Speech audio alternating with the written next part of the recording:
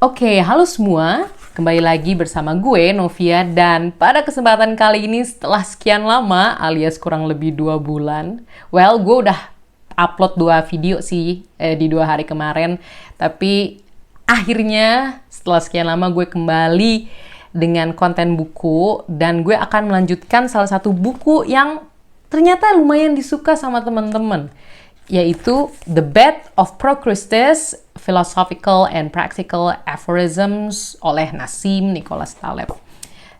Jadi buat teman-teman yang belum nonton video part sebelumnya, di mana gue membahas aforisme-aforisme di buku ini buku membahas berbagai aforisme atau semacam pepatah umum di dunia ini. Kurang lebih seperti itulah. Nah, langsung aja kita mulai di aforisme pertama. It is as difficult to avoid bugging others with advice on how to exercise and other health matters as it is to stick to an exercise schedule. Wah, ini bagus banget. Ini so relatable. Jadi, sama sulitnya untuk berusaha menahan mengganggu orang lain dengan saran untuk berolahraga dan urusan kesehatan lainnya daripada untuk stick untuk bisa menjalankan jadwal latihan kita. Dengan kata lain, kalau yang gue tangkap ya, sebenarnya tuh susah emang olahraga. Tapi susah juga nyuruh orang lain buat olahraga, cuy. Susah juga untuk stop nggak nyuruh orang lain untuk olahraga.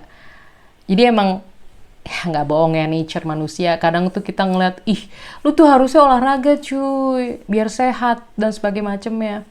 Padahal kayak olahraga kita sendiri aja belum disiplin, kan? Kayak, ya selalu lebih mudah untuk ngomong daripada melakukan. Makanya ini bagus banget sih, kayak sama aja susahnya untuk mencoba menahan diri untuk nggak ngasih tahu orang untuk bisa olahraga dengan rajin, karena kita pun sendiri tuh susah cuy buat olahraga rutin, ya nggak? Oke, lanjut. By praising someone for his lack of defects, you are also implying his lack of virtues. Jadi dengan memuji seseorang tentang sedikit dari kekurangannya, berarti secara nggak langsung lo juga melihat sedikit dari keunggulannya. Wow. Jadi emang kekurangan tuh adalah hal yang mutlak di manusia. Jadi it's okay lah kalau misalkan manusia punya kekurangan. Malah kalau misalkan gak ada kekurangan tuh aneh. Bisa jadi dia emang juga gak punya kelebihan sama sekali. Ini bagus sih. Jadi kalau yang gue tangkep ya, normal aja punya kekurangan. Terima itu. Dan ketika kita punya kekurangan, kita juga punya kelebihan tersendiri. Itu hampir pasti. Bagus. Oke, lanjut. If powerful assholes don't find you, tanda kutip, arrogant, it means you are doing something wrong. Jika orang-orang brengsek yang berkuasa tidak menganggap kamu arogan, berarti kamu melakukan hal yang salah. Oke. Jadi ini agak dilematis ya, tapi gue nangkep sih maksudnya. Karena kalau misalkan arogan tanda kutip di sini, berarti tuh kita super pede sama diri kita sendiri, bener-bener 100% percaya pada diri sendiri, kayak lo salah, gue bener. Nah, kapasitas-kapasitas itu tuh yang sering kali dipunya oleh powerful assholes ini, atau orang-orang brengsek tanda kutip tapi berkuasa. Nah, ketika misalkan kita melakukan sesuatu terus tidak dibilang arogan, ya berarti mungkin kita belum mencapai tahap itu. Tapi balik lagi, maukah menjadi arogan atau tidak, balik ke pribadi masing-masing. Atau mungkin kita punya cara arogan yang lebih halus, siapa tahu, balik lagi ke pilihan masing-masing. Lanjut. When she shouts that what you did was unforgivable, she has already started to forgive you. Ketika dia mengatakan bahwa apa yang kamu lakukan tidak dapat dimaafkan, berarti sebenarnya dia udah mulai memaafkan kamu. Wow. Bener sih, karena kalau misalkan dia masih teriak dan masih mau ngomong, terus kayak ngomong langsung, jujur lagi, lu tuh nggak bisa dimaafkan. Ya berarti sebenarnya dia masih peduli, karena dia masih ngomong ke kita.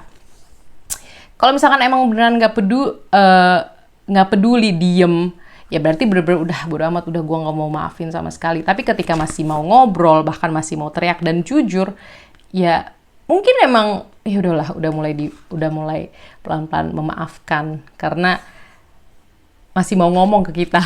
Kan shouts, ya kan, shouts that what you did was unforgivable, berteriak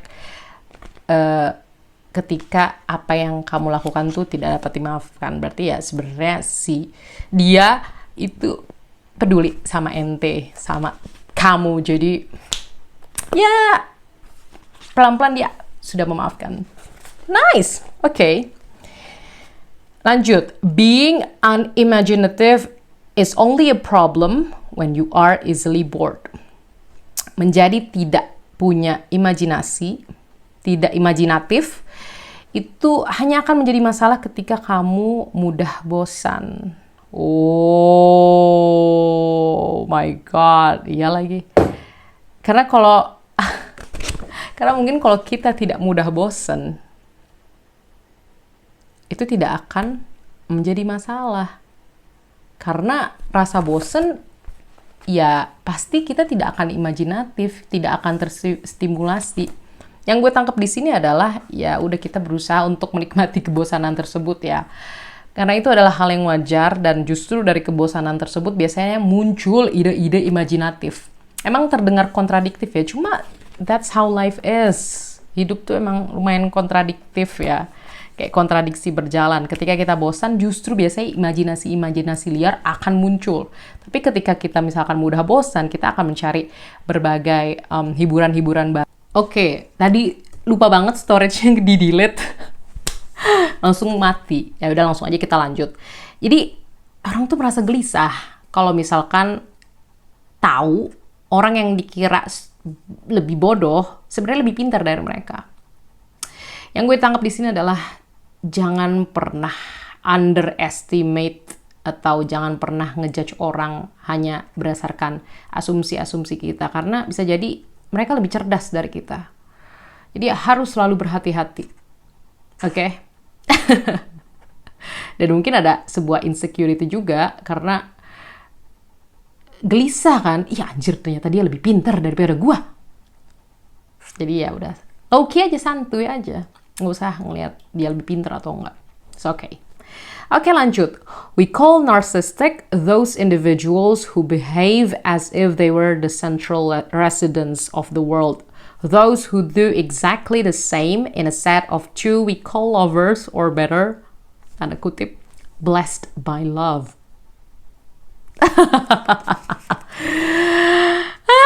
Kita tuh selalu bilang orang-orang yang berasa mereka tuh pusat dunia tuh sebagai narsistik. Tapi ketika kita melihat dua orang atau pasangan melakukan hal yang sama kayak dunia milik berdua, kita tuh melihat mereka sebagai sejoli, diberkati cinta. Padahal bisa jadi sebenarnya sama aja. Wow, what an analogy ya ini. Ini analogi yang oke banget sih sebenarnya. No comment Kak, tapi mungkin ya mau sendiri kayak mau berdua atau mau gimana ya, kita harus ingat kalau dunia tuh bukan milik berdua aja sih. Ya mungkin kadang terasa seperti itu ya, kayak dunia ini punya diri sendiri, kita punya kebebasan, atau dunia milik berdua hanya dengan pasangan. Tapi ya pada kenyataannya kita tidak hidup sendiri atau berdua aja sih. Tahu diri lah. Oke, lanjut. Friendship that ends was never won. There was at least one sucker in it. Pertemanan yang berakhir itu dari awal bukan pertemanan. Karena setidaknya adalah satu orang yang nyebelin di dalamnya, atau sucker, atau kayak ya ada lah kutil di dalamnya. Jadi kalau yang gue tangkap juga dari sini ya, pertemanan tuh pada dasarnya akan panjang umur kok. Kalau misalkan gak panjang umur ya mungkin ada yang nyebelin, atau ternyata ada yang lebih pengen romantik, which is fine, nggak apa-apa, namanya hidup, nggak mesti sempurna. Jadi it's okay kalau misalkan end, ya mungkin emang dari awal bukan pertemanan yang cocok, atau mungkin ya dulu sempat jadi pertemanan yang baik, tapi seiring berjalannya waktu tidak. Ya, kalaupun emang ternyata bener-bener buruk banget, ya udah juga, kayak life just happens. Ada seorang temen kampus gue tuh bilang ke gue, dan gue selalu inget sampai sekarang, kayak people come and go. Orang akan datang dan pergi, jadi santai aja. Oke? Lanjut. Most people fear being without audiovisual stimulation because they are too repetitive when they think and imagine things on their own. Ini adalah teguran banget buat gue. Banyak orang takut banyak orang takut untuk hidup tanpa adanya stimulasi audiovisual. Karena mereka tuh repetitif kalau misalkan mikir atau membayangkan banyak hal dengan otak mereka sendiri. Wah banget. Aduh, takut deh gue. Emang nggak boleh terlalu banyak stimulasi audiovisual sih. Maksudnya banyak boleh, tapi jangan berlebihan. Jangan sampai kayak kita pun nggak bisa mikir, nggak bisa berimajinasi lagi dengan bebas. Karena keseimbangan tuh perlu. Kita tetap perlu stimulasi audiovisual, tapi jangan terlalu banyak lah. Jangan terlalu banyak sampai kita tuh udah nggak bisa mikir dengan jernih, udah nggak bisa berpikir dengan kreatif karena kayak terlalu banyak input. Jadi menurut gue sih ini adalah sebuah hal terkait input dan output yang seimbang. Nggak bisa inputnya kebanyakan atau outputnya kebanyakan. Kalau outputnya kebanyakan tanpa input yang bagus juga, ya kepedean aja sih. Tapi ya intinya seimbang. Oke, lanjut. When someone writes, I dislike you, but I agree with you. I read, I dislike you because I agree with you. Ketika seseorang menulis, gue gak suka lo, tapi gue setuju sama lo. Gue gak suka sama lo, tapi gue setuju sama lo. Gue ngeliatnya, gue gak suka lo karena gue setuju sama lo.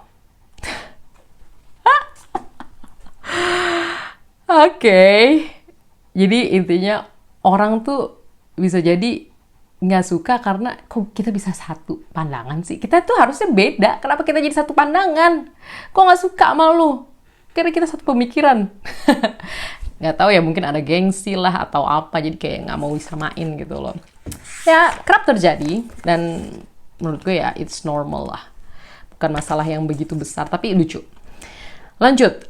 Unrequited hate is vastly more diminishing for the self than unrequited love. You can't react by reciprocating. Kebencian yang tidak terbalas itu biasanya akan lebih mengganggu diri sendiri daripada cinta yang tidak berbalas. Karena kamu tidak bisa bereaksi dengan reciprocating, dengan you can't react by reciprocating. Karena jatuhnya lo nggak bisa bereaksi pada itu, lebih susah karena bisa jadi entah orang yang nggak benci sama lo atau bahkan nggak peduli sama lo, kayak lebih susah lah. Kalau misalkan unrequited love biasanya kan orang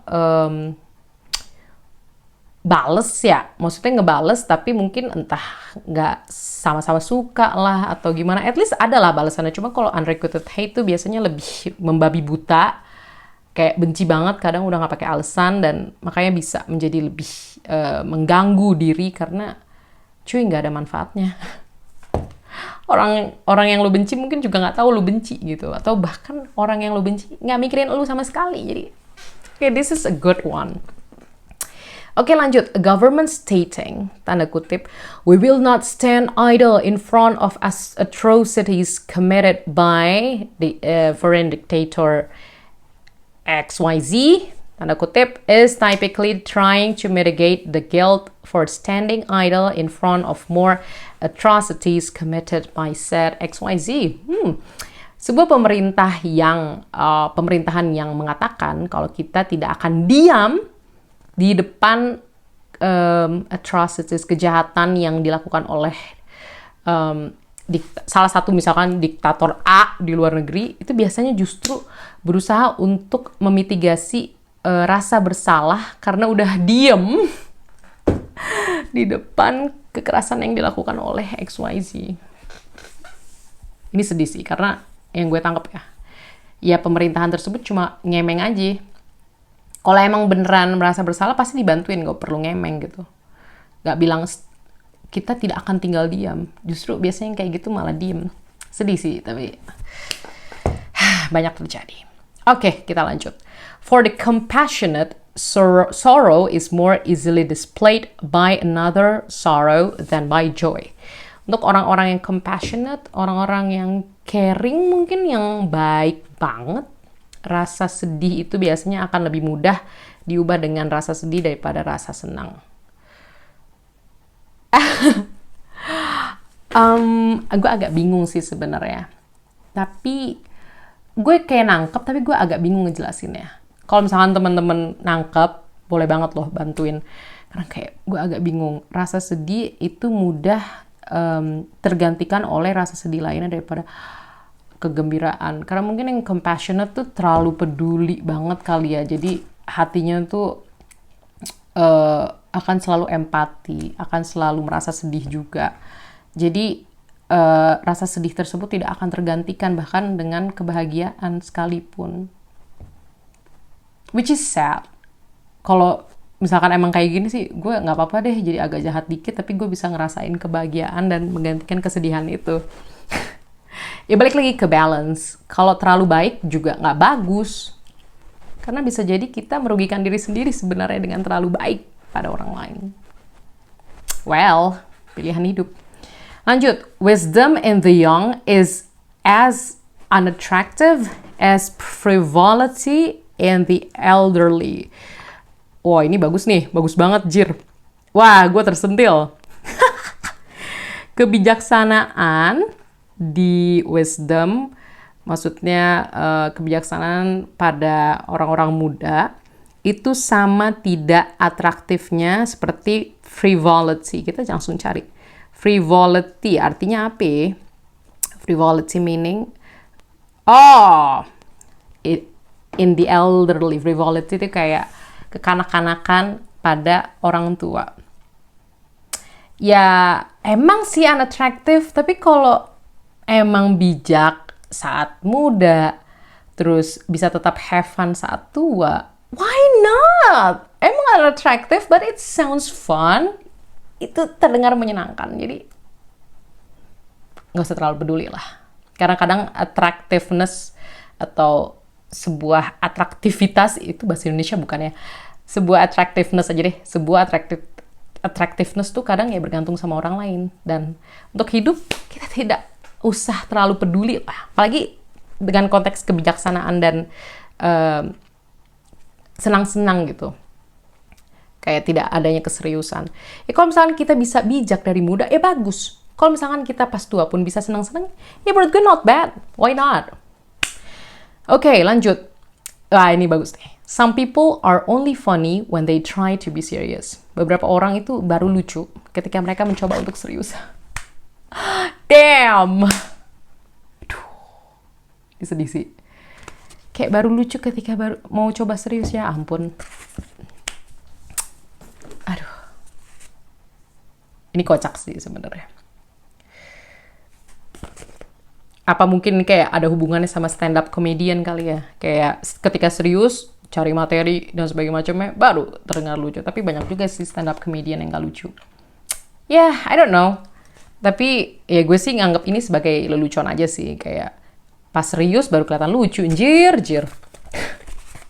Pas main-main malah kelihatan gak lucu. Oke, ya udahlah. Gue gak terlalu paham. Tapi it sounds fun. Lanjut. It is difficult to stop the impulse to reveal secrets in conversation, as if information had the desire to live and the power to multiply. Ini bener banget. Apalagi buat bigos alias biang gosip.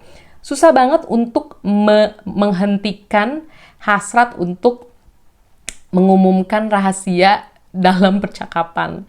Kayak informasi tersebut tuh ada keinginan untuk hidup dan berkembang biak, cuy. Aduh, bener lagi.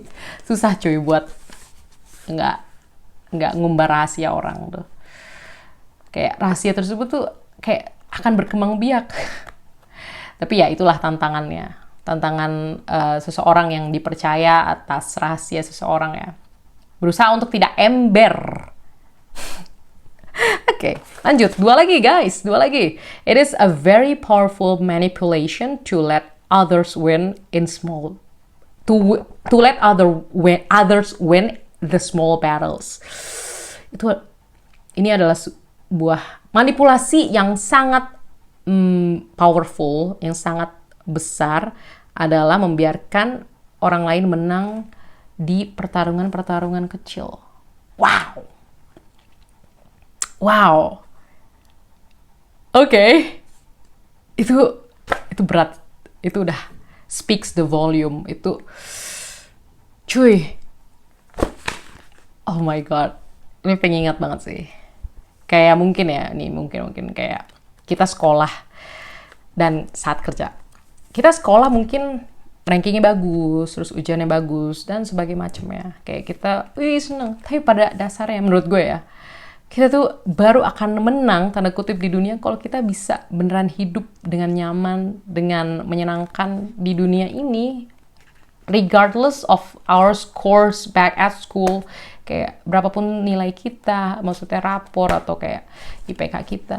Kalau misalkan pas kerja justru malah bingung atau kayak susah bahkan untuk mendapatkan income yang sesuai keinginan kita, ya mungkin sebenarnya kita kalah. Berat sekali. Gila, tapi ini pengingat yang sangat baik. Oke, lanjut. If you want strangers to help you, smile. For those close to you, cry. Wow. Gila, penutupnya bagus banget. Jika kamu mau orang asing untuk menolong kamu, tersenyumlah. Jika mereka itu dekat dengan kamu, menangislah. Very good. Ini bagus sih. Karena kalau kita minta tolong stranger buat nangis, kayak mungkin mereka juga bingung kok tiba-tiba nangis gitu. Tapi kalau senyum, kita akan merasa hangat juga kan. Maksudnya stranger kayak merasa, ini mungkin baiklah tujuannya dan sebagainya macamnya. Tapi kalau udah deket mah ya udah nangis aja. Orang udah deket kan udah tahu seluk-beluknya. And that's it. Oh my god, seneng banget akhirnya bisa lanjut membahas aforisme yang ada di buku ini. Terima kasih buat teman-teman yang udah nonton sampai titik ini. I really appreciate it, guys. Kalau misalkan ada feedback, langsung aja taruh di kolom komentar atau email, boleh banget. Thank you sekali lagi, dan sampai jumpa di video selanjutnya. Dadah!